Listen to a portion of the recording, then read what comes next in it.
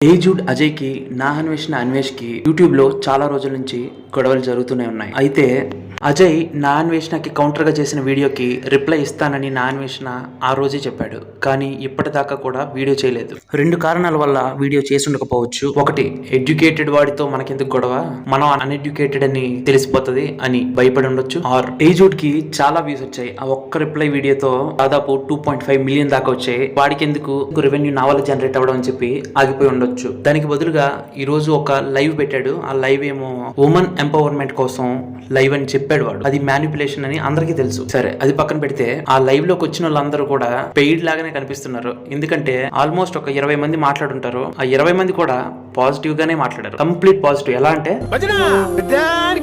తీసుకున్న పేటిఎం 50 రూపాయలకి నేర్చుకున్నదంతా అప్పచెప్పేసి త్వరగా లైవ్ నుంచి వెళ్ళిపోదాం అన్నట్టే అందరూ మాట్లాడారు. ఏదో తేడాగానే ఉంది. ఒక్కరు కూడా జెన్యున్ గా మాట్లాడినట్టు అనిపించలేదు. సరే, ఓకే, అది కూడా వదిలేద్దాం. లైవ్ లో ఒక ఆమెతో మాట్లాడుతూ చైల్డ్ ట్రాఫికింగ్ చాలా ప్రమాదం అది ఇది అని చెప్పాడు. వీడు మాత్రం 14 ఇయర్స్ అమ్మాయితో నిజం చేసేవన్నీ ఆ పనులు, చెప్పేవి మాత్రం నీతులు.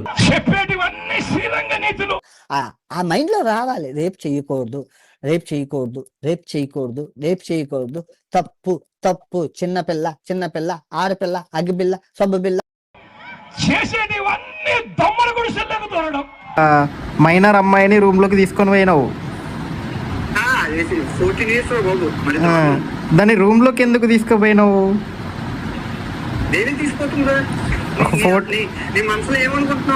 నేనేమనుకుంటున్నా అంటే రూమ్ లోకి ఎందుకు తీసుకెళ్ళాడు? అదే నువ్వేమనుకుంటున్నావు, అదే నీ మనసులో ఏమనుకుంటావు,